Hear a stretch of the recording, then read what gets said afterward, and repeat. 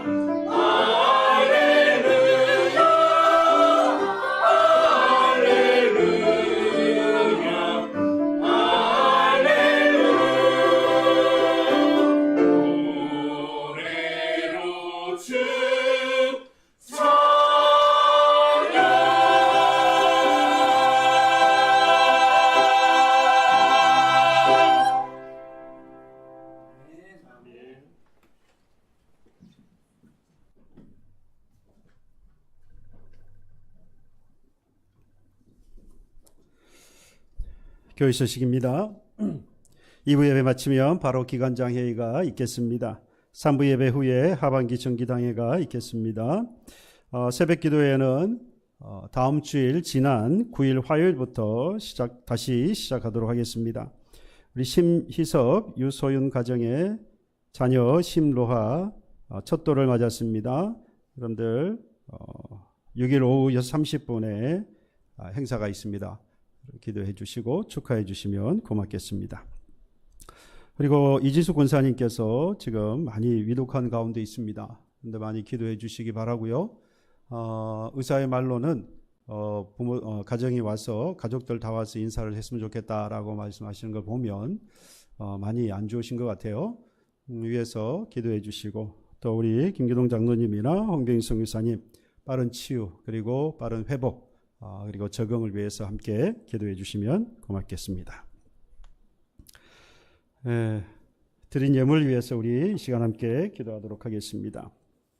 11제물 김명숙 권사님, 신재분 권사님, 남찬우 집사님, 김복순 권사님, 김효수 집사님, 김소윤 청년, 김시원 청년 드렸습니다.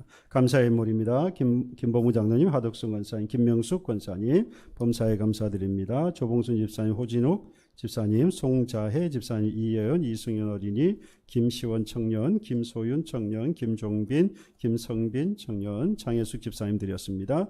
김보문 장로님, 하덕수 권사님, 조경숙 권사님, 호진욱 집사님, 김명숙 권사님 가정, 김소윤 청년, 김종빈, 김성빈 청년 성교예물 드렸습니다. 주일 예물도 드립니다. 기도하겠습니다. 참 좋으신 하나님 감사합니다. 거룩하고 복된 주일 주님 앞에 나와 예배하고 또 이와 같이 하나님 앞에 거룩한 예물도 구별하여 드렸습니다. 하나님께서 기쁘게 받아주시고 하나님 저들의 마음과 신앙을 주님께서 기억하여 주셔서 기도하고 바라고 소망하는 것들마다 이루어지는 하나님의 놀라운 역사를 경험하게 하여 주시고 손대는 것마다 하나님의 은혜로 창대케 되어지는 놀라운 역사를 하나님 허락하여 주시옵소서. 이 시간도 주의 이 예물을 통하여서 주의 나라가 확장되어지고 주의 교회가 번성하며 부흥하고 성장하는 놀라운 역사를 이루게 하여 주시옵소서. 어려움 가운데 있는 사랑하는 가정들, 하나님 귀한 교우들이 있습니다. 이 시간 주의 성령께서 찾아가 주셔서 치유하시되 회복하게 하시고 온전하게 하신 하나님의 놀라운 역사가 있게 하시고 어떠한 시험과 환난이 있어도 고난과 고통과 슬픔과 좌절에 빠지지 아니하고 오직 우리의 생명이 되시고 구원자가 되신 주님을 의지하고 바라보며 승리한 삶 살아갈 수 있도록 주님 인도하여 주시옵소서. 주님께서 우리의 삶을 주장해 주시고 인도하여 주심을 믿고 감사드리며 우리 주 예수 그리스도의 이름으로 기도하옵나이다. 아멘. 말씀을 드린 대로 이진숙 권사님을 위해서 항상 꼭 기도해 주시면 고맙겠습니다. 벌써 이제 8월 마지막 주일이 되었습니다. 한 해에 3분의 2가 지나갔어요. 이제 한 해에 3분의 1 정도가 남은 이 시점쯤 되어지면 우리가 지금까지 살아왔던 시간 다시 한번 어떻게 살았는지 돌아보고 또 앞으로 3분의 1의 시간을 우리가 어떻게 살 것인가 다시 한번 돌아보게 되는 시점이 바로 오늘이라는 생각을 합니다. 우리가 새해 첫날 또는 새 학기, 학생들 같은 경우 새 학기를 맞으면 얼굴 피세요, 여러분들. 새 첫날이나 새 학기를 맞으면 항상 처음 시작할 때 목표를 세우죠. 한 해 내가 어떻게 살겠다. 큰 결심을 하고 계획을 세우긴 합니다만은 시간이 흐르면서 점점 이것들이 흐지부지 되어지는 것을 경험을 합니다.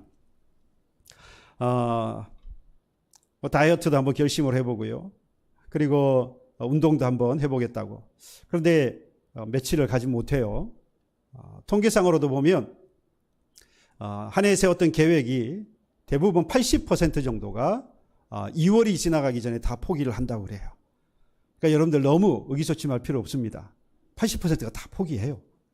그러니까 내가 포기했다고 해서 너무 속상해하지 마세요. 그렇다고 해서 80%에 속했다고 다들 그러니까 또 너무 스스로를 위로하면 안 되겠죠. 기왕이면 20% 안에 들어가야 되겠죠. 하지만 어쨌든 우리가 80% 안에 들었다고 한다면 우리가 거기서 멈추어서는 안 되겠습니다. 왜 사람들이 계획을 세워놓고 이와 같이 중간에 중도에 그만을 둘까? 왜 멈출까? 여러분은 무엇이라고 생각하십니까? 힘이 없어서겠죠. 목표를 세우지 않아서가 아니라 목표를 세웠음에도 불구하고 그것을 끝까지 가려고 하는 힘, 앞으로 나아가려고 하는 힘, 바로 그것을 유지하지 못했기 때문이다라는 겁니다. 마라톤을 완주한 사람들의 공통점이 있어요. 결승점이 가까워질수록 숨이 가빠지고 그리고 몸에 힘이 빠지잖아요. 다리가 후들거립니다. 그럼에도 불구하고 완주한 사람들은 그런 상황임에도 불구하고 결승점을 생각하고 그 결승점을 향해서 가는 겁니다. 결승점이 있다고 하는 사실을 잊지 않고 지금 이 상황을 바라보지 않는 거예요. 그 결승점만 생각한다는 거죠. 오늘 지금 이 상황을 이 마라토너가 생각하다 보면 흔들릴 수밖에 없죠. 지금 내가 힘들고 지금 내가 고통스러우니까 결국 옆을 바라보다가 또 뒤를 바라보다가 결국에는 속도가 떨어지고 넘어지고 포기하게 된다는 겁니다. 그래서 결승선만 바라봐야 된다는 거예요. 이렇게 앞으로 완주하는 비결은 오직 앞을 향해서 달려가는 것입니다. 우리 신앙도 다르지 않잖아요. 우리는 주님만을 믿고 따라가겠다고 하는 다짐. 그런데 그 다짐과 별개로 점점 과거가 나의 신앙의 발목을 잡기도 하고요. 그리고 현재 내 지금 겪고 있는 그 무거운 짐들, 이것들이 나의 발목을 잡기도 합니다. 앞으로 나가지 못하게 만든다는 거예요. 그럴 때 우리에게 필요한 것이 뭐냐? 오늘 바로 바울의 고백입니다. 오늘 바울은 처음 이렇게 고백합니다. 나는 이미 잡은 줄로 여기지 않는다. 오직 뒤에 있는 것을 잊지 않고 앞으로 향하여 달려간다. 저는 오늘 이 구절을 가지고 오늘 본문의 제목을 이렇게 지었습니다. 망우진전이라. 사자성어예요. 여러분 찾아봐도 안 나옵니다. 제가 그냥 지었어요. 뒤에 것을 뭐하고 잊어버리고 앞을 향하여 달려간다. 제가 그냥 지었어요. 망우진전하라. 여러분, 이 사도 바울은 오늘 우리에게 그 이야기를 합니다. 신앙의 방향을 새롭게 지금 다시 세울 때이다.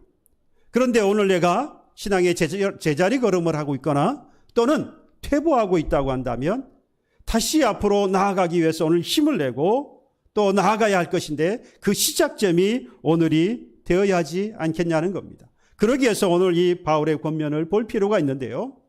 지금 이 빌립보서를 기록하고 있는 바울의 상황이 어떻습니까? 우리가 아는 것처럼 바울은 지금 감옥에 있는 상황입니다.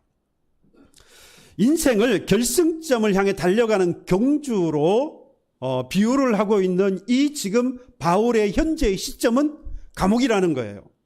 여러분, 감옥은 아무것도 할 수 없는 곳의 대명사입니다. 감옥은 내가 계획할 수 없는 곳이고 계획한다고 할지라도 계획한 대로 할 수 없는 곳이 바로 감옥이에요. 제가 건네 듣기는 그 감옥 방 안에서는 아무것도 할 수 없대요.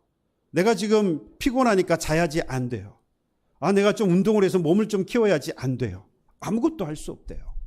나오라 그러면 나와야 되고 밥을 먹으라면 먹어야 되고 일하러 가라 그러면 일하러 가야 돼요. 내가 따로 계획을 세워서 이렇게 해보겠다 통하지 않는 곳이 감옥입니다. 지금 바울은 그 감옥에 있어요. 그런데도 불구하고 바울이 인생은 뭐라고 신앙은 뭐라고 이야기합니까? 경주다 말이에요. 결실점을 향해서 달려가는 경주다라고 이야기하는 이유가 뭘까? 바울은 두 가지를 생각하고 있는 겁니다. 자신 스스로 지금까지 신앙을 또는 인생을 살아올 때에 마치 달려가는 경주와 같이 그렇게 지금까지 달려왔다는 이야기죠. 뿐만 아니라 앞으로도 그렇게 달려가겠다는 거예요. 지금 비록 내가 뭐하고 있지만 감옥에 갇혀 있지만 지금 내가 감옥에 갇혀 있지만 지금까지 나는 이 신앙 멈추지 않고 결승점을 향해서 달려왔고 앞으로도 그 결승점을 향해서 나는 달려갈 것이다. 그래서 내가 비록 지금 감옥에 있지만 인생은 달려가는 경주와 같다라고 이야기한다는 겁니다. 그런데 우리는 아쉽게도 어려운 상황을 만나게 되어지면 망설이거나 그 자리에 주저앉을 때가 있습니다. 그렇게 우리는 바울의 권면을 오늘 잘 듣고 봐야 한다는 거예요. 도대체 이 바울은 감옥에 있으면서도 어떻게 앞으로 달려간다라고 말할 수 있느냐라는 거죠. 먼저 바울은 어떤 사람이었습니까? 우리가 아는 것처럼 바울은 교회를 세우는 사람이었고 복음을 전하는 사람이었습니다. 말씀을 가르치기에 전념했습니다. 그럼에도 불구하고 그는 누구보다도 많은 고통을 당하는 사람이기도 했어요. 40에 하나 감한 매를 5번이나 맞았습니다. 몽둥이를 3번은 맞았고요. 돌에 맞아서 돌에 한 번 맞아서 죽을 뻔하기도 했습니다. 동족의 위험과 이방인의 위험 속에서 살아야 했고 수없이 굶고 추위를 견디면서 살아와야 했습니다. 그 누구보다도 복음을 위해 살아왔지만 그 누구보다도 수많은 고통을 당하며 살았던 사람이 바로 바울이었습니다. 반면에 또 모든 것을 가진 사람이기도 했어요. 성경은 그를 히브리인 중에 히브리인이요. 스스로 고백하지요. 히브리인 중에 히브리인이요. 율법으로는 바리새인이요 흠이 없는 자라. 심지어 바울은 당시에 가장 힘이 있는 로마의 시민권을 가지고 있는 사람이기도 했습니다. 그러니까 어느 면으로 보나 이 사람은 충분한 사람이었어요. 그리스도인의 면에서 보아도 충분한 사람이었고 유대인으로 입장에서 보아도 이 사람은 부족함이 없는 사람이었다 이 말입니다. 그런 그가 스스로를 보고 뭐라고 고백합니까? 오늘 12절에 보니까 내가 이미 얻었다 함도 아니요 온전히 이루었다 함도 아니라. 여기서 이미 얻었다라고 하는 의미는 예수 그리스도를 통해서 내가 구원을 받았다라는 이야기를 하는 겁니다. 실제로 바울은 구원을 받았지요. 다메섹에 예수를 믿는 자가 있다라고 하는 것을 듣고 그들을 잡으려고 가는 도중에 예수의 음성을 듣습니다. 네가 핍박하는 예수라. 그런 주님을 만난 이후에 바울은 완전히 바뀌었습니다. 이전에 핍박하던 자가 전도자가 되었고, 그리고 원수에서 사도로 인생이 완전히 변화되었습니다. 다시 말하면 그는 뭘 가졌다는 거예요? 하나님의 부르심을 받았고 구원을 받았다라는 겁니다. 그러니까 이미 뭐 했습니까? 이때 바로 이야기하는 것이 이미 얻었다라는 표현이에요. 또 하지만 그의 마음에는 뭐가 있었느냐? 온전하지 아니하다라고 표현하잖아요. 이때 온전함이라고 한 말은 온전히 이루었다라고 하는 것은 바로 이 부활과 영생을 의미합니다. 그러니까 실질적으로 부활과 영생은 아직 이루어지지 않았잖아요. 그래서 그 말이 맞는 것 같지만 살펴보면 이미 부르심을 받은 우리에게는 무슨 소망이 있습니까? 부활에 대한 소망이 있고 영원한 나라에서 살아갈 영생의 소망이 있어요. 그러니까 바울의 입장에서 보면 여러분 이미 부르심을 받았고 영원한 나라에 대한 소망과 부활의 소망이 있는 사람이기 때문에 그는 이미 다 가진 사람이에요. 충분한 사람입니다. 그럼에도 불구하고 그는 스스로 고백하잖아요. 이미 얻었다 함도 아니요 온전히 이루었다 함도 아니라. 다 가졌음에도 불구하고 그가 왜 이런 고백을 할 수 했던 이유가 무엇이냐? 신앙이라고 하는 것이 긴장을 풀어서는 안 되는 영적 싸움이기 때문입니다. 여러분 우리가 살아가는 지금 이 시대의 그리스도인은 뭘 하는 사람? 싸우는 사람이에요. 영적 군사로서 악한 세상에서 그리스도인으로서 살아가야 할 하나님의 법을 가지고 말씀을 지키며 이 악한 세상과 싸우는 영적 싸움을 하는 사람들이에요. 그래서 바울은 뭐 하면 안 된다는 거예요? 긴장을 놓쳐서는 안 된다는 겁니다. 신앙의 긴장을 놓아서는 안 된다는 거예요.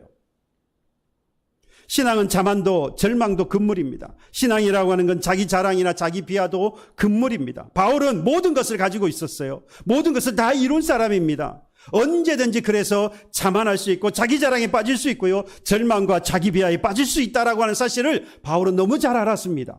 그래서 스스로 고백하기를 뭐라고 말합니까? 나는 얻지도 않았고 다 이루지도 못했다. 실제는 안 그런데. 왜요? 잘못하면 빠지기니까.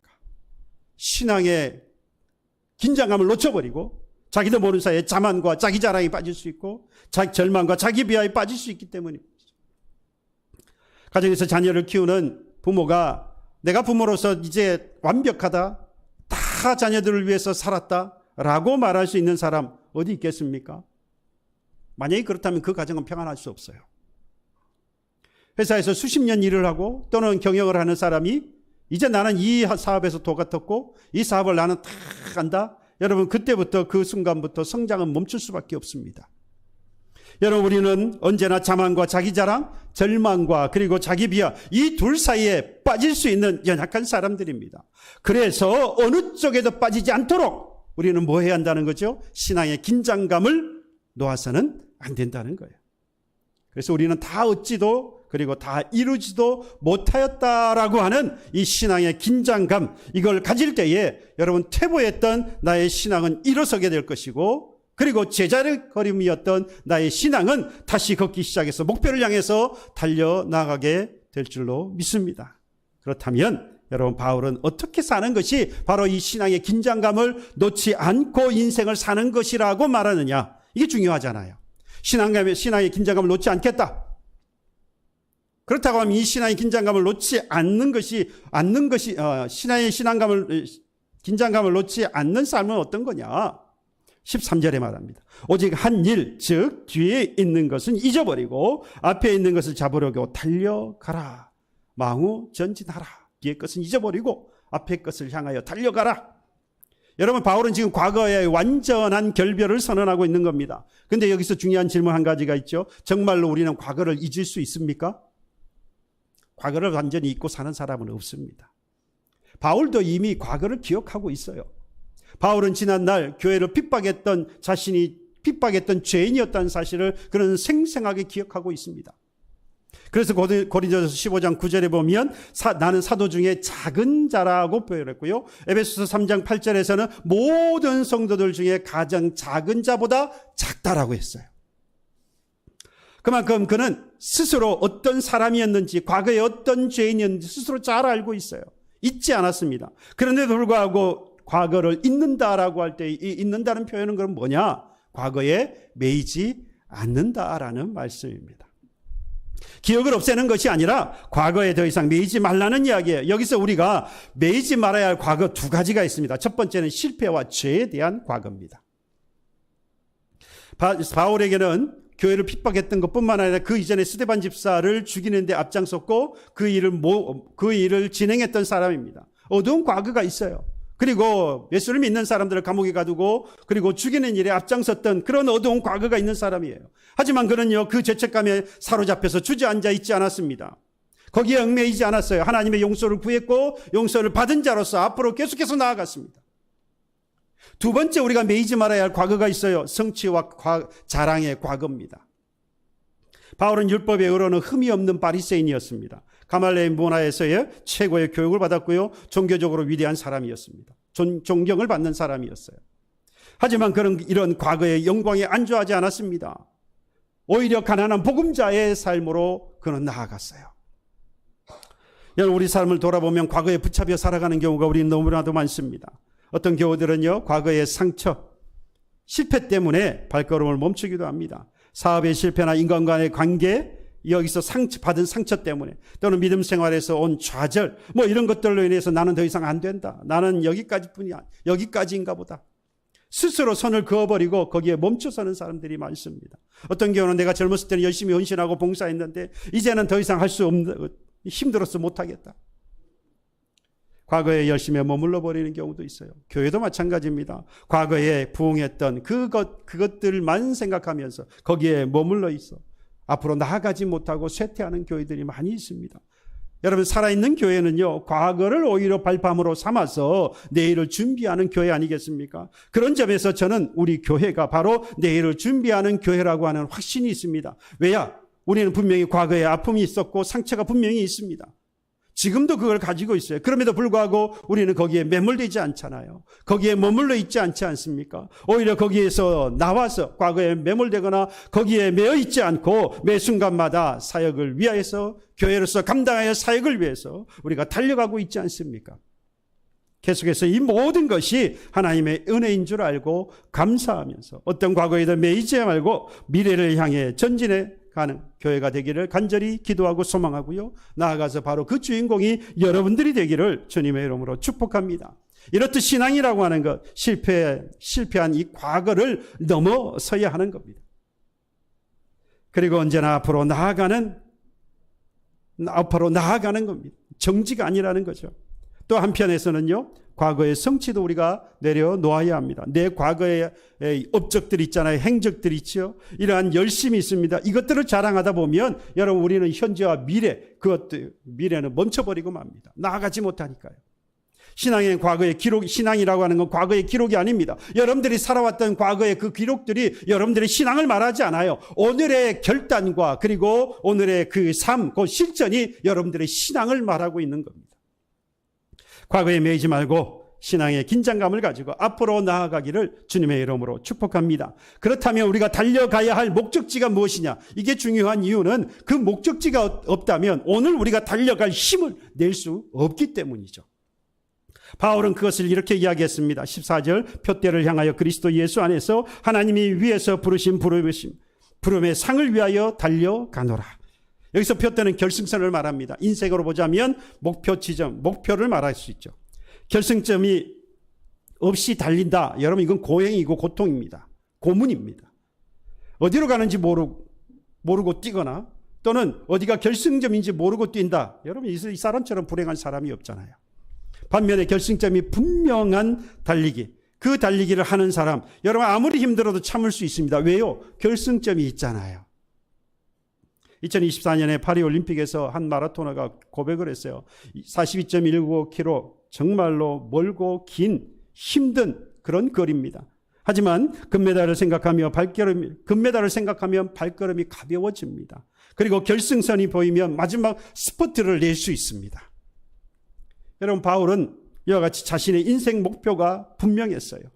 그건 바로 세상의 성공이나 사람의 인정이 아니었습니다. 내가 사도로서 온갖 기적을 행하고 말씀을 전하고 교회를 세우는 그 놀라운 일들을 한 것에 대한 그 인정을 받거나 세상에서 성공한 것을 받는 것이 아니라 하나님의 부르심, 두 번째 부활, 그리고 세 번째 영원한 나라에서의 영생, 바로 그것이 이 인생의 목적지, 곧 결승점이었어요.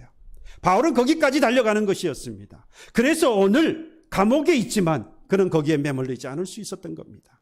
그가 보았던 것은 오늘 하나님이 나를 부르셨다는 것, 예수 그리스도를 통하여서 나를 구원하셨다고 하는 믿음의 확신에서 나온 그 믿음과 더불어서 하나님께서 나를 부활을 하실 것과 그리고 영원한 나라에서 영생을 누리게 될 것이라고 하는 그 믿음의 확신, 바로 그것이 인생의 목표였습니다. 그래서 그 결승점을 향해서 달려갔던 이 바울은 감옥에서도 찬송할 수 있었고요, 매를 맞으면서도 복음을 전할 수 있었습니다. 가난 속에서도 풍요함을 경험하고 죽음 앞에서도 담대하게 승리를 선포할 수 있었던 겁니다. 바울의 그 신앙, 여러분 과거에 매이지 않았을 뿐만 아니라 오늘 잘 사는 것에서 멈추지 않았어요. 여러분, 우리는 잘못 생각하면 과거에 매이지 않긴 했는데 오늘 내가 잘 사는 것에 현혹되어서 그렇게 살아가는 것이 오늘 나의 바른 신앙이라고 오해할 수 있다라는 겁니다. 그렇지 않습니다. 여러분, 우리는 많은 거짓된 결승점을 향해서 달려갑니다. 억대 연봉을 받으면 나는 행복할 거다. 사람들이 나를 인정해 주면 나는 만족할 거다. 높은 자리에 오르면 성공할 거야. 원하는 것을 다 누리면 행복할 것이다. 여러분, 돈도 명예도 권력도 쾌락도 한번 생각해 보세요. 그걸 얻게 되어지면 분명히 행복하고 만족이 있습니다. 그런데 또다시 그것은 얻어야 돼요. 왜요? 사라지잖아요.